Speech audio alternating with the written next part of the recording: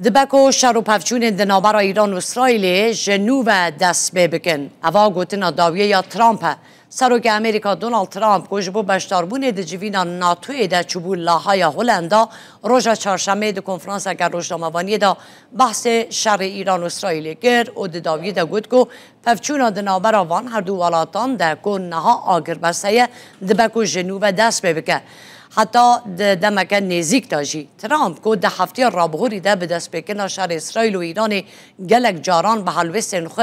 جهان شاش کریه و روژا یکشنبه بخو فرمان دا ارشا سر ناوند اتمی ایران روژا چهارشنبه راگاند کو از هفته به ایران را باخفم وی دیار نکرد کو اوه به چه برپرس ایران را باخفه لیت تخمین کردن کو اوه به هفته خوی ایرانی مسعود پزشکیان را باخفه